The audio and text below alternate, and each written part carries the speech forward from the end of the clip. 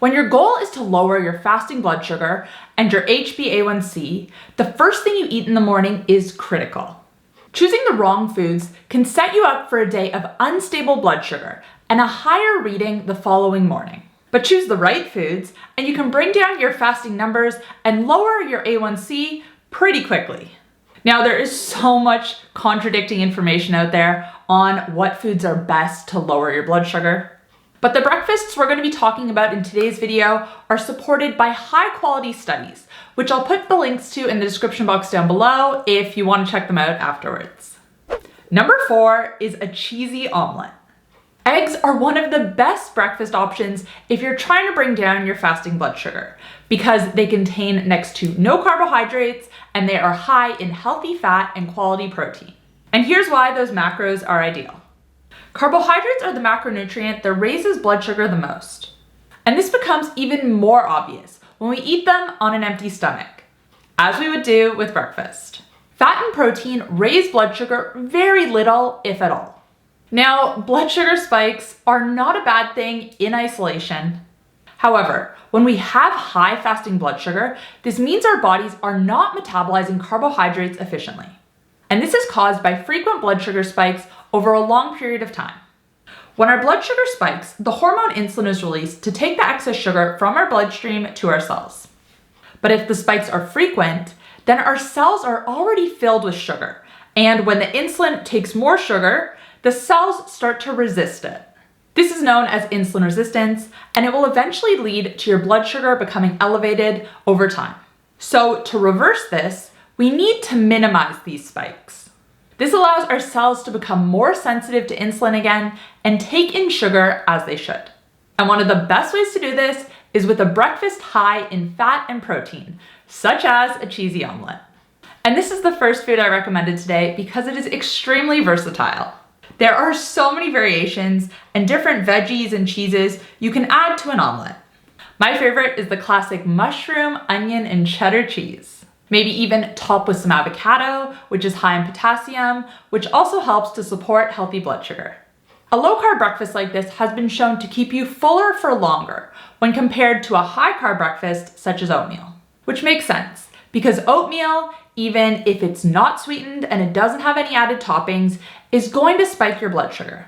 And this spike is almost always followed by a crash because the bigger the spike, the bigger the crash. And when this crash happens, this is when we get cravings and hunger hits.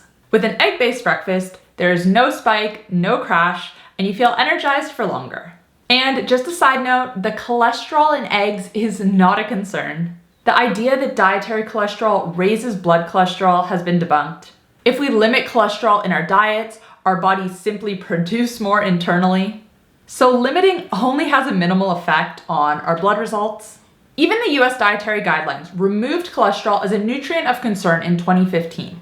There is no longer an upper limit on how much you should be consuming. Eggs are extremely nutritious and an amazing option if you're trying to lower your fasting blood sugar. Number 3 is a protein-based smoothie. Now, whenever I mention eggs as a good breakfast option, I always get comments from people who aren't really a fan and who prefer a smoothie instead. And look, smoothies, as most people are drinking them, are a blood sugar nightmare. Usually they are mainly filled with fruit. They maybe have a little bit of fat from some chia seeds or flax seeds, and they have very low, if any, protein. Now, as we already discussed, carbohydrates are the macronutrient that spikes blood sugar the most. And this is especially true when we consume them at breakfast, and it's even more true when we don't have them with adequate protein and fat. This is because protein and fat slow down how quickly carbohydrates are digested. When they are digested slower, there is less of a spike in blood sugar. So if you are someone who likes to have a smoothie in the morning, I cannot stress enough how important it is to make sure you add at least 30 grams of protein to it. The easiest way to add this to a smoothie is through non-sweetened Greek yogurt or a high-quality whey protein powder. Now, if you're gonna go with a protein powder, the less ingredients, the better. Avoid any with added sugar or artificial sweeteners. Brands I like are Bare Blends if you're in Australia or Equip if you're in North America. I will link to those in the description box down below if you want to check them out afterwards. I also just want to make one more point and stress that peanut butter and other nut butters are not a good source of protein. I don't even know where the myth that peanut butter was a good protein source came from. 1 tablespoon has only 7 grams of protein. And again, we want to be aiming for at least 30 grams, which is why it's important to include an unsweetened yogurt or a whey protein. A bit of peanut butter can be okay, don't get me wrong, but just don't mistake it as a good source of protein. Number 2 is sausage or bacon and eggs. We're circling back to eggs, but this time I want to highlight having them with either sausages or bacon. Because look, eggs do have great macros, but unless you're having 4 to 5 at a time, you're gonna have a hard time hitting that 30 grams of protein. And I always recommend 30 grams of protein minimum at every meal for a couple of reasons. Number 1, it helps to slow down the digestion of carbs and helps to keep our blood sugar more stable, as we already spoke about. But number 2, protein is also extremely satiating.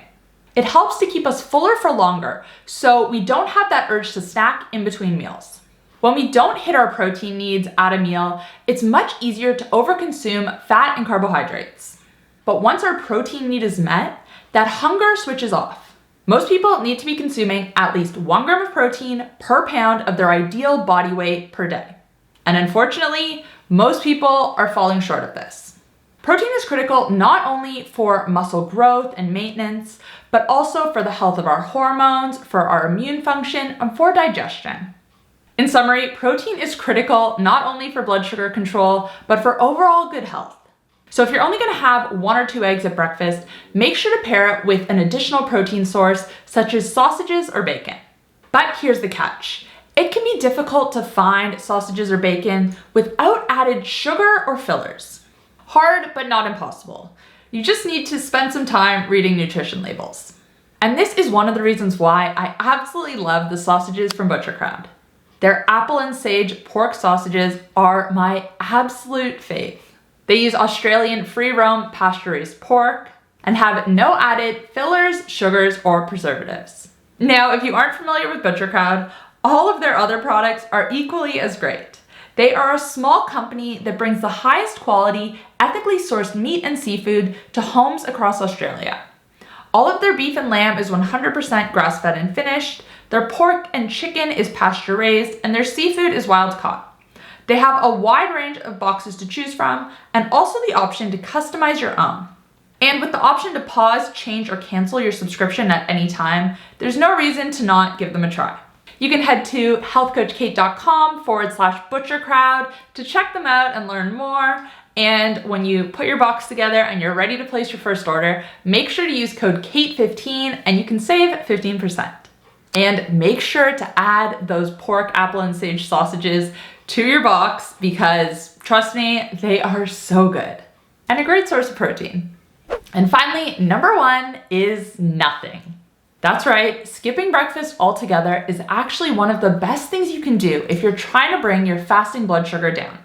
Now, you don't have to skip breakfast entirely if that seems a bit extreme, but even if you can push it back an hour or 2, have it a little bit later in the morning, this can make a big difference. And this is because our insulin levels are lowest when we're not eating, aka we're in a fasted state. And the more time we can spend in a low insulin state, the more sensitive to insulin our cells are going to become, and eventually this is going to bring down our fasting blood sugar. So even just an extra hour or 2 in that fasted state in the morning can help. Anyways, guys, let me know in the comment section down below what your favorite breakfast is. Are you gonna make any changes to it after watching this video? Let me know in the comment section down below. I love chatting with you guys there. And don't forget to check out ButcherCrowd if you're in Australia before you go. Thanks, guys. I'll see you next time. Bye.